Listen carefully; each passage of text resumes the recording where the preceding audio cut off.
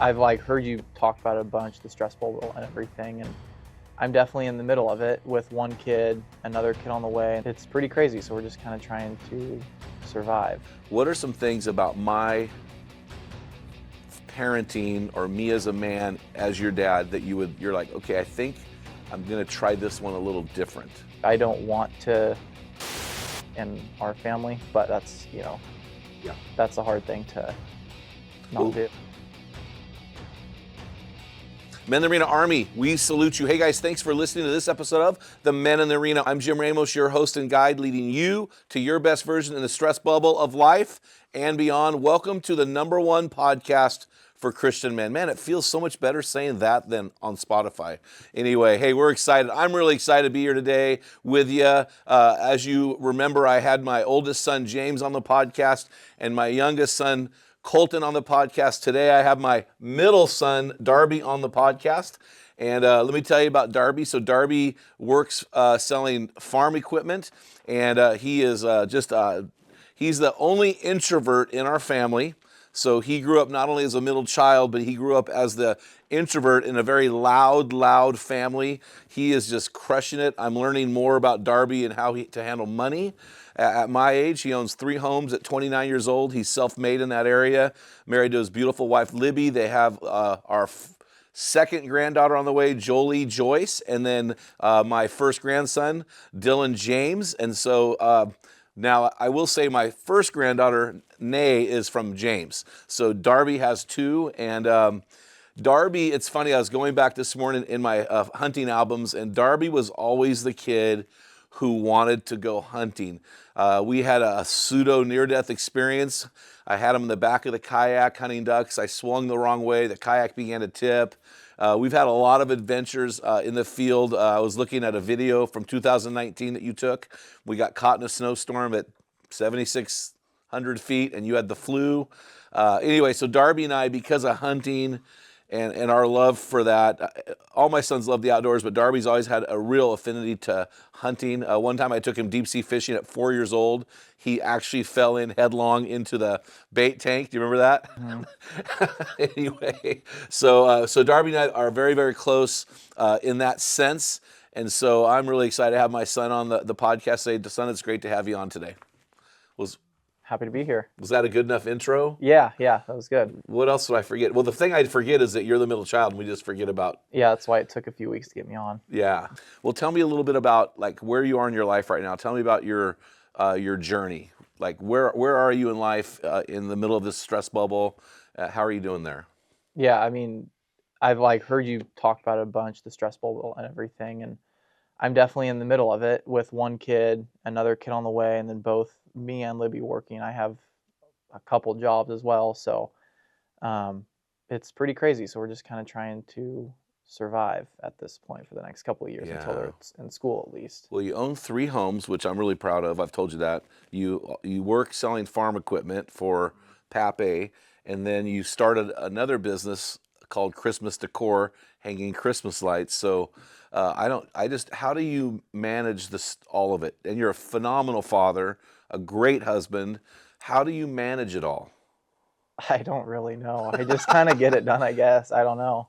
Yeah, There's a lot going on. Not a lot of sleep. Yeah. And you still work out 4 or 5 times a week. Yep, having a home gym helps. That Yeah. way it saves a lot of time. Yeah, you have, and I don't know if it's an introvert thing or not, but you have always had more energy than anyone else in the family. And I don't mean like energetic. I mean energy. Like you have the ability to get up early, to go long. I've called you at times at 7, 8 at night and you're working out after you've been up since 3 in the morning. So you've always had this huge amount of energy. And I think I've got a lot of energy, but man, I think you put me to shame in the energy department. I think all of us wish we had your energy. I think Colton and James are more energetic, but you have more energy. So I don't know how you do it, man, honestly. Good coffee. Good coffee. Well, hey, the reason I have you on today, son, is we want to talk about when you were in the home. So you graduated high school 2014. So you've been in the home since 1996, February 8th. I know that because it's written in my Bible. I think you were born at 5 something in the morning or 4:52 in the morning. for that season of 18 years of life, we are not the perfect family. I'm not the perfect dad. And I thought it'd be really fun to have you come on and just talk about, hey, you know what, with my family now, here are the things that I'm not doing because of you, and here are the things I'm imitating because of you. And so, and you're not going to hurt my feelings. Your brothers already did that. So when you look back at your family now with Libby, with the kids, with how you're raising your family, and you look back at the time that you had in our home, what are some things about my parenting or me as a man, as your dad, that you're like, okay, I think I'm going to try this one a little different. This one I think was maybe a miss on your part, Dad, or multiple things. Yeah. Yeah, so I feel like there's two sides of it. You pushed us really hard in some things, like going to church, but then you didn't push us to do other things. So I feel like sometimes I wish you had pushed us harder to do certain things. Um, and then also, like you and mom would, I feel like there was a lot of yelling in the house, which you had mentioned, which I don't want to have that be a thing in our family, but that's, Yeah. that's a hard thing to not Well, do. let's talk about those two things. I heard two things. So let's talk about the first thing. So both your brothers said the same thing. They said that, well, James said, you made us go to church, even though he loved it and he's going to church. And then Colton said something very similar. Colton was more about, hey, you didn't teach me some things I wanted to know about cars and different things like that. So for me, when I was raising you guys, I valued my faith so much I did push hard in that area. And then the rest of the stuff I figured you would figure out on your own. But what are some things that you wish I would have taught you? You said you pushed me here, but you didn't push me here. What are the areas that, and we're trying to teach these guys like from my failure, what are some things that I didn't push you hard enough? Because you got great grades, you got a college degree, so we pushed you there. I feel like it was a lot of probably sports, and I think it probably comes from your dad was so hard on you that you didn't want to push sports on us. And I played sports and I did as like well as I could, but I feel like you almost could have pushed us harder sometimes to not do certain sports or to do certain sports. Because I tried a lot of different sports, but I feel like I wish I would have had someone say, no, you're doing this because you're good at this one. Don't do this. Whereas you kind of just like let us do whatever we wanted to.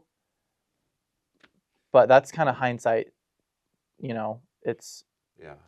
hard to see it now. Well, if I knew what I knew about swimming, you didn't do that till you were a senior. If I knew you had the potential to be that good to where your coach would say this guy would have had a college scholarship, we would have known. Yeah. And I think for me, it's really interesting that you're saying this. Your brothers didn't say this.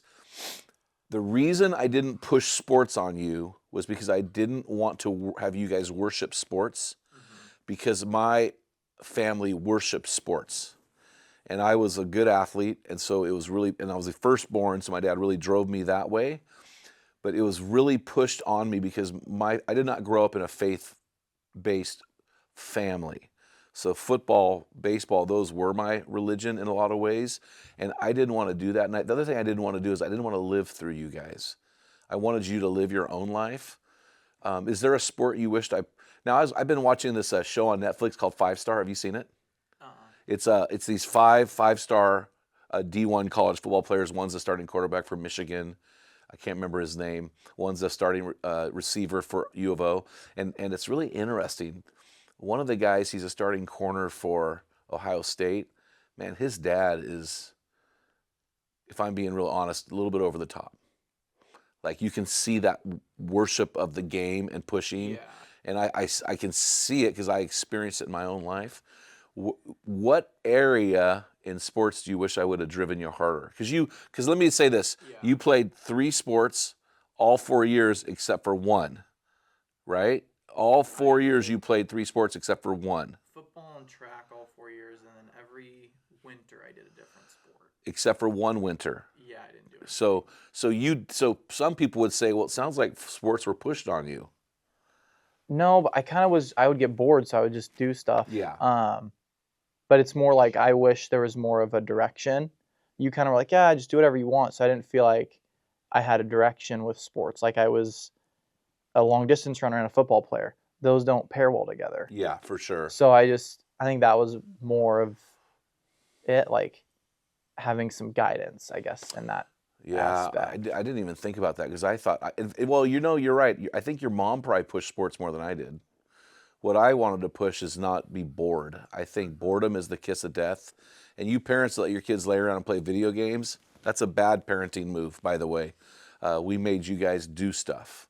And so, I mean, yeah, you played 1, 2, 3, 4, like 6 different sports. 6 different sports. 5 in high school. That's a lot of sports to play in high school. So, I just feel like it was so much pushing towards church that I feel like sometimes we didn't get to be like a kid and like go out and do things with our friends because we, couldn't go out spend the night at a friend's house. We had to be at church on Sunday. well, between sports and grades and church, yeah, because church, and then did you ever have as a high school or middle school kid, or a child, do you ever have a bad experience with church? Was it a positive experience for you or was it a negative experience for you? Depending on the Sunday. I feel like some Sundays it was Oh, that's funny. getting yelled to get out of bed and get dressed for church. Okay. So, But you're attending the church now. yeah. Okay, so help these guys listening to what's the balance? Like with your brother James, he had some very good insight here. What's the balance for now I worked at a church, so the argument could be made that you made us go to church, Dad, because you worked at a church. What about the guy who's a Christian guy, you're raising a family? What's the balance between making your kids do something spiritually and influencing them to do something spiritually? I feel like if you're going and doing all the right things and they want to go, then that's great, like almost leading by example. But if you force someone to do something, at least with me, if I'm forced to do something, I kind of go in the opposite and don't want to do it now. Mm-hmm. So I think it depends on the person. Some people, if you force them in there to do it, they may want to go. They might just be like, well, I'm forced to go. This is what it is. But I'm kind of the opposite. If I'm forced to do something, then I don't want to do it. So maybe just, if you and your wife are going to church, you're doing all the right things, your kids will see that and want to also join. Uh-huh. So let's fast forward 10 years. So Dylan is almost 2. He'll be 12. Yeah. So he'll be kind of middle school age. You guys are going to church. You wake up one Sunday, okay, son, let's go. And he goes, yeah, I'm done with this. So what's the balance? Like, what balance are you going to create between leading by example and actually the rubber meeting the road? Yeah, I think if it depends, it's very situational, I think. If we haven't been for, 3 or 4 Sundays because we're traveling or whatnot, it's maybe one of those things where like, no, we're going this week. But if we've gone, for the last couple of weeks and he's been with us every time and he just wants a break, maybe he had a really long week at school and he's just exhausted, then maybe, okay, he gets to, sleep in. Because I think everyone needs a little bit of rest every now and then. And if a kid's having to get up at 7 on a Sunday to go to church, every Sunday, that kind of might wear on them. Which was for you guys. I was paid to be there, so we didn't get that off Sunday. Yeah. Does that make? So I hear what you're saying. So let me bring up one thing that you didn't bring up. So you're the middle child, and you are out of the 5 in the family. You're the only introvert, right? I mean, does that make you understand? Sure. Yeah. So, which I really connect with, because I connect with introverts better. Because you like to talk. Yeah, and you're a great listener, but you talk a lot when you're with me. Anyway, that's a whole other story. So growing up in a home of loud, let's move the yelling aside. I'm going to put that as a third thing.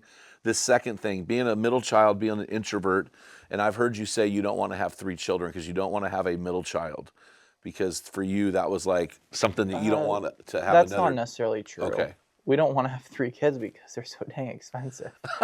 How do you? I thought you didn't want a middle child. I thought that's what you were telling me. No. Oh, okay. So what are your thoughts on being the middle child or being the only introvert? I mean, what could a parent do better if they have? Because we have we have different mixes in every family, but for you being the more quiet one of the family, how can parents navigate around that and do better? I don't know, that's tough.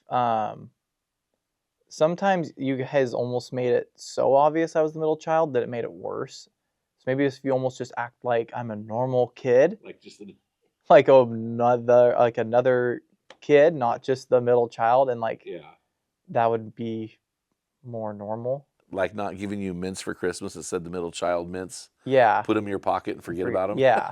Because by doing that, you're almost making it like it's one of those things you're speaking into existence. Okay. If you're saying, "Oh yeah, well you're the middle child, we just forget about you," like in your head, it's going to be easier subconsciously to do that I understand. because I just think for you, you and I did so much together outside of, because you were the one that always wanted to go hunting, always wanted to go Mhm. fishing.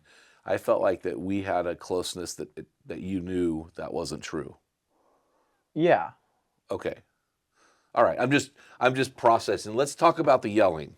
Mhm. So I think we've been, and for me, I think that would be, there's a yelling component and there's a framing component, like how I framed your mother, which I've talked about a lot in depth in other issues. But let's talk about the yelling component and what that did for you being a quieter person. I feel like I have a really long fuse, but then when I get to that fuse, it would explode because I was quiet for so long. Mm-hmm, mm-hmm. So how are you raising your family in such a way, leading your family in such a way to where that yelling doesn't escalate? What are some rules that you've implemented because of the failure of your parents? I wouldn't say I've implemented any rules. It's more so, and I'm still not good at all. Like it's really hard, but it's more so being aware of it and at least trying to acknowledge that I'm doing it. Because I feel like if I'm acknowledging it, I'm gonna slowly get better at it, hopefully over time. Well, it seems like you are the king of planning, and the planning defers a lot of the yelling. Do you find that to be true? Yeah, until something comes up last minute that you didn't plan about because kids don't follow your plans because they don't know that you have a plan all the time when they can't talk. Yeah, yeah, So, I hear you.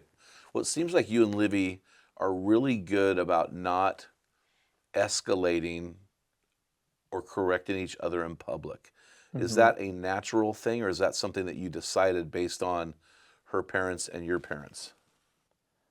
I feel like it's something we just like we don't want to disrespect each other in public. So if we're gonna have an issue, we'll just talk about it at home Yeah. because it's also embarrassing to fight in public. And Which is me and mom. yeah, I mean, right? yeah, I mean, we would just throw down, not physically, yeah, but you know what I mean? So, and you guys would throw down in public too a little bit physically, because you yeah, learned it from mom and dad. Well, we would not throw down physically, but you guys would throw down yeah, physically. So, anyway, that's so if you were to go back and talk to your 10-year-old self, so you're going to go back 20 years hmm and you're going to have a conversation with your dad about yelling. What are you going to tell me? Like, and whatever you tell me, I'm going to listen to you. You're 10 years yeah, old. You're in fifth grade. We're living in McMinnville. You know what I mean? It'd be 2006. You're right. So hmm you're 2006, Darby, living in the home, talking to dad in the duck blind, telling dad what needs to happen in the family to get rid of the yelling. What are you going to tell me? that it's not that serious. I feel like, and I don't know where necessarily it came from, but I feel like sometimes mom wanting such a clean house, we would make it dirty, three boys, and then you'd get home, defend her, and so then you guys would yell at us because like things are dirty. But at the end of the day, it's not that serious if the house isn't perfectly clean every single day. And it's like to take things in the house not as serious. It doesn't I'm gonna plead the fifth on this one. sometimes the yelling, it's like, was it really necessary? I don't, you know, because it's just out of I agree. I wish we could have changed that. I don't feel like I'm a natural yeller, but I think it was, and I think you have four extroverts in the family. I think that elevates things. when everyone's trying to get their point Yeah, across. and and And and James and Colton are very strong-minded and outspoken too. mhm, I think in some ways made our family tight and strong, but I wish we could change that. Yeah, for sure. All right, anything else I did wrong? No, not that I So can that's think not of. too bad. I think the yelling is bad. And I never considered the not pushing you guys hard enough. That's so funny. I thought I pushed you too hard. Well, yeah. Okay. Like I thought I was really internally driven, so I didn't need as much. There's certain things I said I wish I was pushed on, but then like Colton, who's probably the most gifted, never got pushed, and I feel like he could have done a lot more if he was more pushed because he had no drive ever. It seemed like really. Yeah, he played 3 sports all 4 years. So he played, a little bit more than you. And Yeah, he did play college football, but but you're right. He did not seem to, he kind of went through the he motions. seemed to not care about competition the way you guys did. Yeah. Like and I'm the same way. Like I wanted to win, Hmm. period. Like, period. He didn't seem to care about that. Even James. James likes to win, but James likes just to be a part of the team. Hmm. James, it was very social for James, and he competed and he went hard, but for you, it was always about winning. You know Yeah. what I mean? Like, Yeah. and I think that's where you and I really align. I don't think Colton is as competitive in sports, and I think James really loved the team part of it, where you like the W part of it. Hmm. So, all right. So let's talk about what I did right as a dad. Like, what are some things that you're going? Okay, I'm going to implement this in my life with my family. I'm glad I had my dad, because my dad did this in my life. What Hmm. are some things that you're like, okay, Dad, I really appreciate this about you? You guys like just how you guys were at everything pretty much. Now that like Libby and I both work. We've got kids. There's like, you want to still have a social life and go to church, all those things. I feel like managing the like schedule to be able to go to all of our events is pretty impressive. Looking at like my life now, I'm like, that's gonna be really hard. With three all Yeah, playing sports. Yeah. and luckily, like mom, like she was able to stay home, so it's like not easier, but it's less challenging.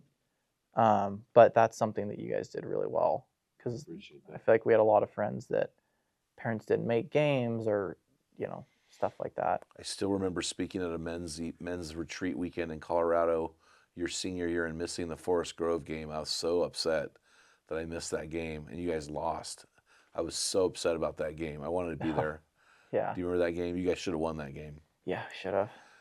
But anyway, yeah, I appreciate that. And a lot of times we had to divide and conquer, but we thought raising you guys. In fact, Mom for Christmas has given you your buttons from sports. She's got like 6 buttons Oh, from when you were great. little, I and so you guys can throw those away on your was gonna own. say those are gonna go Yeah, right in the yeah, garbage. but we're gonna, you know what I mean. So, yeah, we had to divide and conquer a lot, Hmm. and then thankfully for me, having a ministry job, I did have some flexibility to get off work early to get to your stuff, Yeah, and then tried to. I think I coached you. I was your head freshman coach.